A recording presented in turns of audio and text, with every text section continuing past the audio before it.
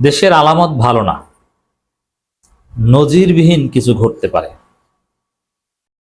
আমিরে জামাত জরুরি প্রস্তুতি নেওয়ার আহ্বান জানাচ্ছেন। জামাত শিবিরের লোকজন আরামে বসে আছেন ঘরে, আপনি খোঁজ খবর রাখেন দেশে কি ঘটছে? আপনি জামাত করেন, গোপন বৈঠক করেন আর এয়ানত উঠান, আপনি জানেন দেশ কোথায় যাচ্ছে, একটু খোঁজ নেন না ভাই। দেশ ধ্বংসের দিকে যাচ্ছে, আবার আরেকটা অঘটনের দিকে যাচ্ছে, আরেক বিপ্লবের দিকে যাচ্ছে, অনিবার্য পরিণতির দিকে যাচ্ছে। ভারত আবার দখল করে নিচ্ছে বাংলাদেশ, আবার সেই ইন্ডিয়ান হেজিমনি আসছে।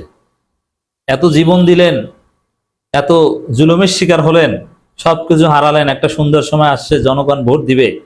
কিসের ভোট? সে আগের মতো কারচুপি নির্বাচনের বন্দোবস্ত সব ফাইনাল। দেশের আকাশে কালো মেঘ, রাজনীতির আকাশে কালো মেঘ, সেটা ঘন হচ্ছে। আমিরে জামাত বলেছেন, তোমরা সবাই প্রস্তুতি নাও, অবস্থা খারাপ। আসলে অবস্থা খারাপ, এই জুলাই আগস্টে অঘটন ঘটবে।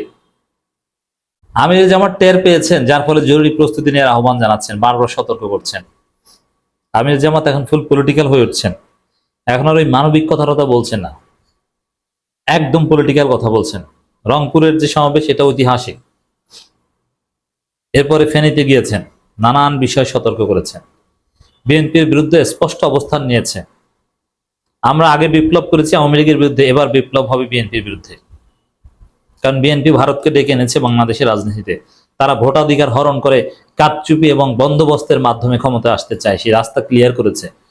ইউনুসকে অনেকটা ম্যানেজ করে ফেলেছে, কিন্তু ইউনুসের সেই সিদ্ধান্ত জামাত চরমোনাই মিলে একদম খেয়ে দিচ্ছে যে ওটা মানবো না, হতে পারবে না। ক্লিয়ার কথা, রাজনীতি এখন দুই ভাগে বিভক্ত হয়ে গেছে। জাতীয় ঐক্যমতের কোনো সম্ভাবনা নেই, ঐক্যমত কমিশন একদম জয় বাংলা। জুলাই সনদ হচ্ছে না। এখন জুলাই সনদ যদি জুলাইয়ের মধ্যে ডক্টর ইউনুস না দিতে পারেন, তাহলে ইউনুসের দিনক্ষণ গণনা শুরু হয়ে যাবে। আবার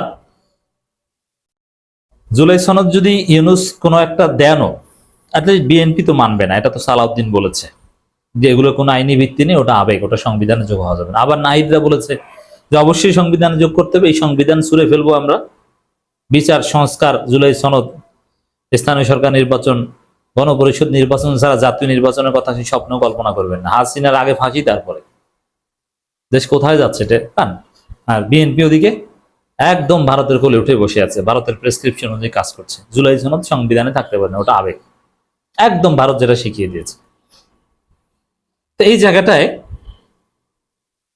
জামাত শিবিরকে এবার প্রকাশ্যে মেইন রোল প্লে করতে হবে। জুলাই আন্দোলনে জামাত শিবির তো basically behind the scene role play করেছিল, এবার প্রকাশ্য রোল প্লে করতে হবে নেক্সট বিপ্লবে। এর মধ্যে আবার চুপ্পুকে সরিয়ে দেওয়ার সময় এসেছে, চুপ্পুকে অগাস্টের 3 তারিখ বা এই টাইমটা লাথি দিতে হবে। বঙ্গভবন থেকে ফুটবলের মতো এমন লাথি দিব, একদম দিল্লি যেয়ে পড়বেন। এটা করতে হবে, এটা তো এমনি এমনি হবে না, বিএনপি এটা মানে না, সেনাবাহিনীও মানে না, কিন্তু এটা করব আমরা। তো এই জন্য সামনে তো ঘটনা আছে ভাই, আপনি রেডি হন, ইউ গেট রেডি। চুপচাপ থাকলে হবে না, সাংগঠনিক কাজ কিছুটা কমান, একটু পলিটিক্যাল হন, রাজনৈতিক খবর রাখেন কিছু, আমাদের এই আলোচনা শোনেন।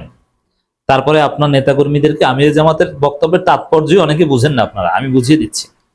রেডি হন, একটু ব্যায়াম টাম করেন, এক্সারসাইজ করেন। আগস্টের 3 তারিখ সবাই ঢাকা আসেন।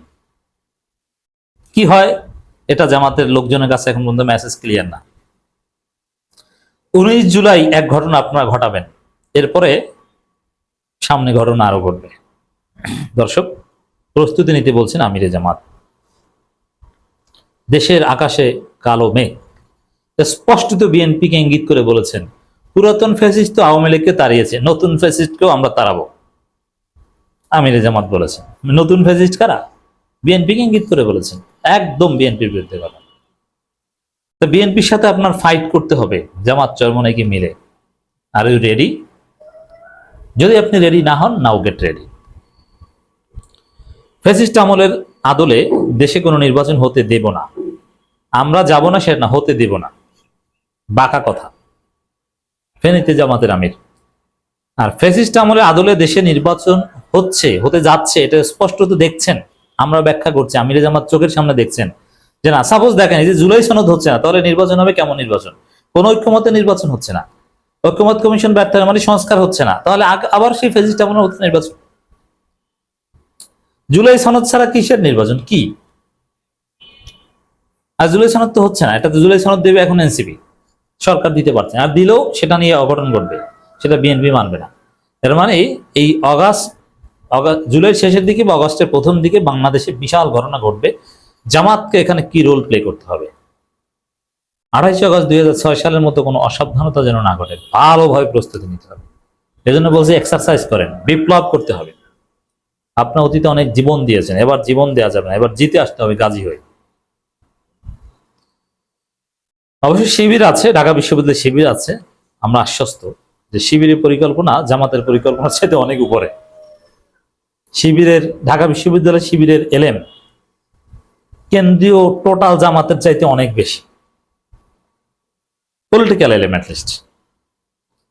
ঢাকা বিশ্ববিদ্যালয় শিবির যা করেছে, আবুল আসাদের যে সাইমম সিরিজ আছে, ওরকম সিরিজ লেখা যায়, গোয়েন্দা সিরিজ লেখা যায়, কিভাবে গোপন রাজনীতি করে হাসিনার জয় বাংলা করেছেন, কিভাবে ছাত্রলীগকে ঘোল খাওয়াইছেন, কিভাবে শিবির বিরাট সাম্রাজ্য গঠন করেছিল ঢাকা বিশ্ববিদ্যালয়ে গোয়েন্দাগিরি করে গোপনে।